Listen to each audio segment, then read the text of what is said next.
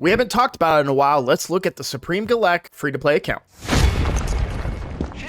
Hello everybody, I'm Roadblock and this is a Raid Shadow Legends video. We are back on the Supreme Galek free-to-play account. I've talked about this in a past video, but I haven't been dedicated to playing this as much as I should have, right? So if we look at the daily login rewards, we're on day 14. I think I probably missed an entire day of not logging in. In our monthly, we're 13. So actually not as far behind, I guess, as I thought we were. Well, no, we are quite a bit, we are behind, but if I don't log in, neither of these get off kilter. So we're still only one day behind relative to our daily quests and our login rewards. But yeah, I didn't log in for a couple of days over the weekend, I would say. I made a whole video kind of talking about the stuff that I've been dealing with behind the camera, behind the scenes, right? You don't have to check it out. Just know that, you know, it's been a bit of a delay, but if anything, it's helped keeping this account more realistic to what other players might be experiencing. You know, other players that are free to play and maybe have a full-time job or a family or both, or, you know, maybe they can't play just balls to the wall every day like I tend to do on this account. So it's been kind of a good thing, perhaps. Listen up, I just got a new promo link that you can use to follow along with me on my latest free-to-play adventure and get a free Elenaril as well as 3 more powerful epics as you level up. Here's how to do it.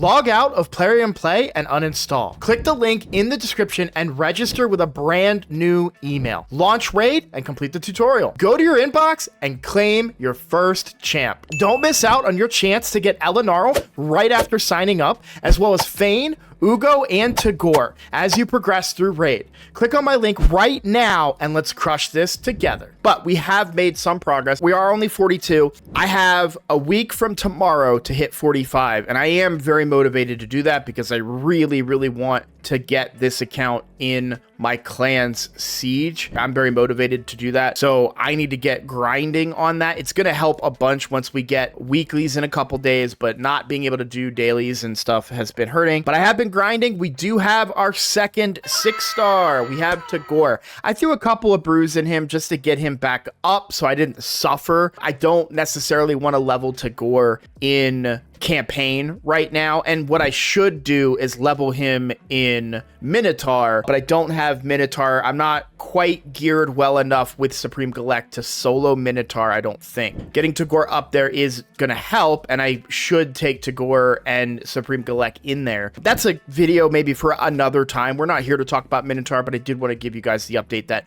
Tagoar is 6 stars now. Getting him fully mastered is a priority. He is already booked where we want him, right? We got really lucky with our books. We've got 5 books in the A2, 5 books in the A3. I don't really care about books in the A1 because this only increases his damage, and newsflash, he's not a nuker. So I really don't ever care to book this. At some point I will, because eventually I'll gather enough books that I'll need to spend them during a PR CVC, but for right now, I don't need to do that. So we're going to keep him booked as is. On that note, Uugo, she got the opposite, right? Too many books went into the A1, so she still needs books. Pretty big bookworm, Uugo is, right? She needs a lot of books, but to be completely honest, it's not that impactful to us, right? It's impactful in certain areas of the game, but for Arena, we are not suffering because we don't need books at all for Madame Saris, and Arena has been going very well. Today, we did go 9 out of 10, which I'm pretty happy with. I just kind of like started at the top and went down. I had thought I had did more battles, but we only did 10 battles today. That's been going very well. Granted, I have gone way back into silver, right? I'm not close to gold 1 anymore. I was gold 1 at one point. I'm not close to it anymore because I got knocked back so much by not playing for a couple of days. My defenses, though, are reasonable. Like, I'm getting some wins in there. Obviously, I'm going to lose some, but I've been pretty happy with my defenses, and we just need to get caught back up on the attack and get back into gold. I got the rewards were for silver 4 from the weekly rewards on Sunday. The time of recording this is Monday. This is probably going to come out in a couple of days from now, and I apologize because, you know, so much will change on the account between now and then, but I've actually gotten ahead on some recordings. I've had a little bit of burst of inspiration, so I've been pumping out content and just recording it when I can. It's fun to get ahead because instead of spending a night recording, then I can spend a night playing the game, which is a lot more fun. Now, the big news, the big news is Clan Boss. And I wish I had a key. I'm not going to spend 100 gems to show you. This is the most I think I've done in a 2 key so far. And that was before Tagoar got 6 stars. Literally, Tagoar got 6 stars a few minutes, maybe hour, maybe 2 hours, hour and a half before I started recording because I hadn't been playing, right? But here, even with Tagoar only level 50 at the time, we still put up about 5 million per key. That's a very easy 3 key, but very close to a 2 key, which is very important for us. We really want hard to be a 2 key. Now, granted, this is a good affinity, but remember that the champions that are actually doing damage for me is a void champion. So affinity doesn't really matter. The only reason that this works so well on this affinity is because who's the best stun target? It's Supreme Galek. And Supreme Galek, if you guys don't know already about him and his kit, whenever this champion receives a Fear, True Fear, Freeze, Provoke, Sleep, Stun, or Petrification, instantly removes it, fully heals this champion, and grants an extra turn. So basically, Supreme Galek is just eating every single stun and immediately taking a turn and applying whatever debuff he needs to, or A1ing or A2ing if necessary, you know, whatever it is. So it's been awesome having Spirit Affinity because Supreme Galek is just the best stun target on that team. So I love having that. Since our shard pull that we did, we have 4-starred Reliquary Tender. Cold Heart is ready to be 4-starred. But let's talk about now who is going to be the next 6-star. What do I need most on the account? For support, we have Tagoar now. We have Tagoar, so we have an increased speed. We have a revive, albeit on a long cooldown.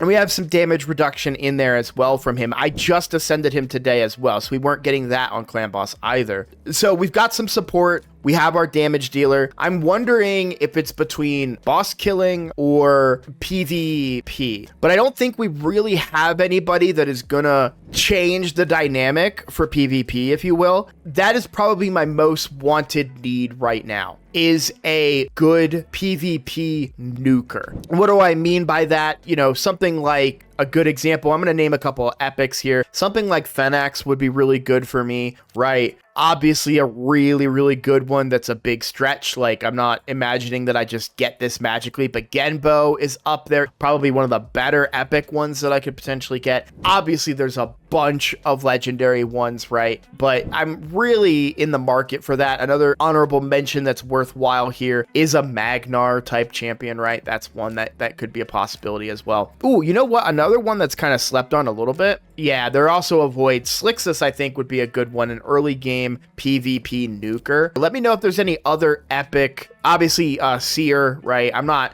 there's a lot that I know I'm forgetting, so don't think that I'm sleeping on them or ignoring them. It's just they're not coming to mind at the moment. But Seer, of course, but again, that's void, right? So if there's any ones that I didn't mention, feel free to let me know. But yeah, that's really what I want. And I will say I'm going to get one. And the reason I say that is I feel like nukers at this point are pretty much a dime a dozen. You're gonna get something, even if there may be like a lower tier one. You know, even if I got something like a Jag would still do really good for me. There's a lot of champions that are really good nukers out there, but maybe not super end game. You're not going to see them everywhere. You know, Cupidus is one that would be a massive nuker for me on my account, even without Venus. I don't think you see him a lot in live arena, not really even late game arena, maybe in tag team occasionally. That's just an example. But who's the easiest one for me to go for? That's going to be Yannicka, right? So if we are under the assumption that I never get one, that makes a lot of sense to go for Yannicka, because Yannicka is one that I could get. I still don't think I'm ready to start getting fragments for her. The reason that I say that is because we do still benefit quite a bit more from using our clan gold for gear right now. We are just so gear starved that it's a little bit more beneficial to me to do that. Another thing that we're doing, I've done a lot of Spider 10 farming. I think I don't know if I went in depth about this. This is a great tip for you guys. Spider 10 is disproportional to dropping 5-star gear. What I mean by that is if you look at the breakdown, you're going to get way more 5-star gear from stage 10 than even 11 or 12, probably until 20 almost, maybe 16, because you can then start to get 6-star. Well, you can start getting 6-star gear sooner at 13, but yeah, it's a really good drop rate to get 5-star accessories on stage 10. So I've been farming stage 10 a little bit. If RSL Helper was back up, that's where I'd probably be farming overnight. You'll see I've recouped a bit of silver. I had gone through a lot of silver, leveling a lot of gear, but we recouped a bunch of it doing champion training today, which has been a lot of fun actually, because I was able to get money and get Tagoar to 6 stars. So it's been